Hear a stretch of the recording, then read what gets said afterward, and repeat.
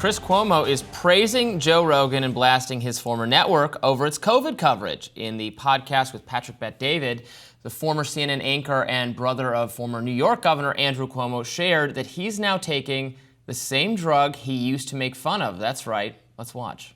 I'll tell you something else that's going to get you a lot of hits. I am taking a, what do they call it? Like a regular dose, whatever. They're trying to build up of ivermectin. Ivermectin was a boogeyman early on in COVID. You couldn't talk about it. That was wrong. We were given bad information about ivermectin. The real question is why? Everyone's going to say Joe Rogan was right. No, Joe Rogan was saying, yeah, he was right. But that's not what matters. What matters is the entire clinical community knew that ivermectin couldn't hurt you. They knew it, Patrick. I know they knew it. How do I know? Because now I'm doing nothing but talking to these clinicians who at the time were overwhelmed by COVID and they weren't saying anything. As a reminder, this is the way Chris Cuomo talked about ivermectin in 2020, as ex-influencer Maze Moore pointed out. People who are injecting drugs for animals and horse. And people telling them to. Oh, my God. What person? You talk about cancel culture and who to shame. Ivermectin, a dewormer, really? They are shaming themselves. No one has to shame them. They're shaming themselves. No, they need to be shamed. Yeah. They need to be called out and shamed, brother. Now, Joe Rogan reacted to Cuomo's shift in positions on his podcast. Let's take a listen. Chris Cuomo just came out and said he's got a vaccine injury. That guy was pushing that on TV forever. And he said he got it with his first dose, and then he got it again with his second dose. Rogan goes on to criticize the New York Times for their recent reporting on COVID vaccine-related injuries. This is in New York Times. Thousands believe COVID vaccines harm them. Is anyone listening? All vaccines have at least occasional side effects, but people who say they were injured by COVID vaccines believe their cases have been ignored. Well, they have. They have been ignored. I have friends that have been ignored.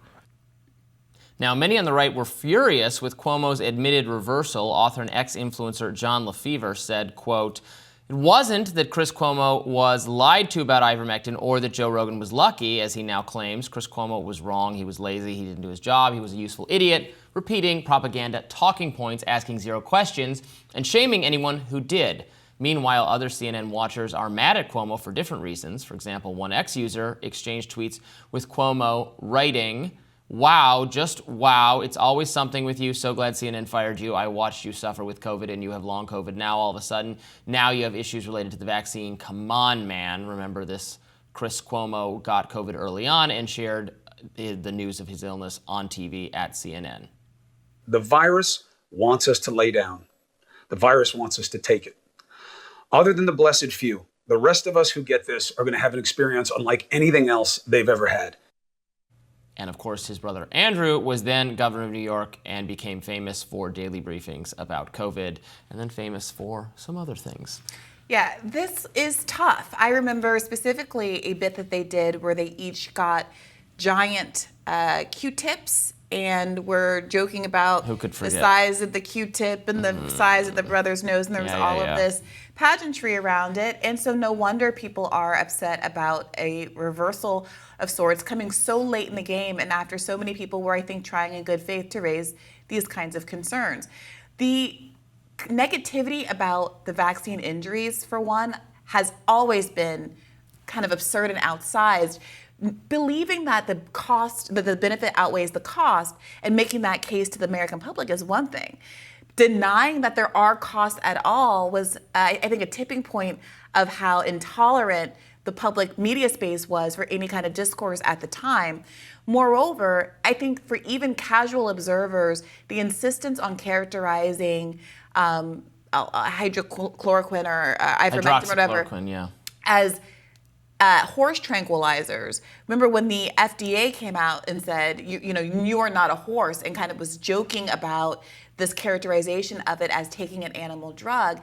Again, these are drugs that are prescribed to humans, and you can make a case that this is not indicated for this particular illness. These drugs are indicated for this particular illness without trying to cast people who are doing clinical trials to see if the drug has some efficacy and all these other kinds of things as insane and doing something that is outside of the scientific method and literally just eating dog food and acting crazy. Right. I agree 100%. Just to add some things there. On the vaccine injury front, yeah, you're of course right. It could still be that vaccines are good, helpful for a lot of people, or even are worth it for all of society as a whole. And I think what we found out with the vaccine is that they're most important for people who are immunocompromised or fall into an elderly category who are more at risk of COVID. But there will be vaccine injuries, as there are with many other vaccines. Yes. And what my colleague at Reason Magazine, Christian Britschke, has written about this a lot. Actually, we should get him on the show to talk about it.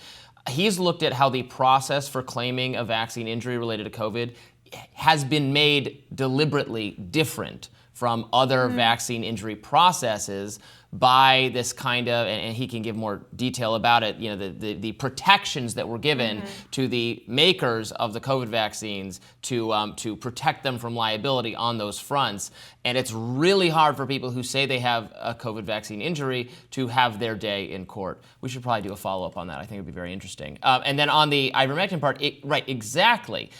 It was fine to say that, well, if you look at the totality of the studies on this issue, there are some studies that, show not much of a positive effect for these things. There are some studies that show a minor positive effect, but then it's, well, how rigorous was the study? Right. What were the other factors? Causation. Sure. It's hard to, but science is working through those processes. Sure. So the mistake of the CNNs of the world was, yes, to demonize this as dangerous. It's prescribed for humans. If you have a parasitic worm, that's what you take. If your animal has a parasitic worm, that's what it's prescribed for. So that was unnecessarily demagoguing this product. Yeah, and I will say I have some empathy for people in the media sphere who were facing a lot of pressure to cover this and to cover it a certain way. I remember when I was doing my own show, my own podcast at the time, I chose to sit it out because I didn't want to be in a position where I was arguing for or against something that I was personally very ambivalent about.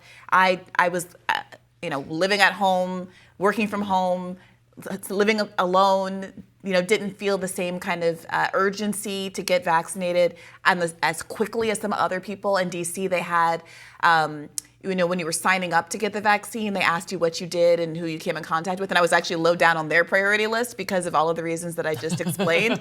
So I was kind of late in the schedule. And part of that was looking at all the information that was coming in and having, I think, a healthy skepticism as someone who majored in the history of science about how this was all going to go.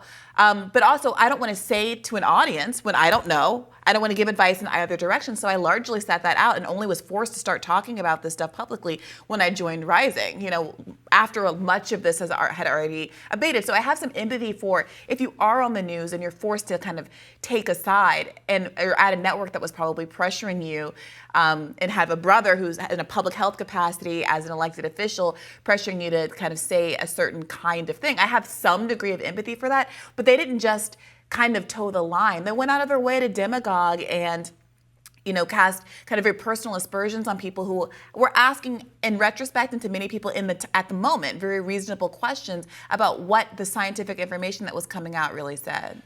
Yeah. And so much of that information had to be updated. It was experts giving their best guesses and best impressions based on the data they had that sometimes disagreed. There were smart people on different sides that, how important is this? How dangerous is it? Could this therapeutic work? There are people reaching, smart people, all of them reaching somewhat different conclusions, and then certainly different conclusions about what are the policy implications of that. Yeah. Who should people be required to get it? Should this this measure of crowd control versus this thing? That was all being worked through in real time, and the media had this, they'd pick their favorite expert and then bring that person on TV over and over again to often to demonize people who had a dissenting approach. Remember, it was so political.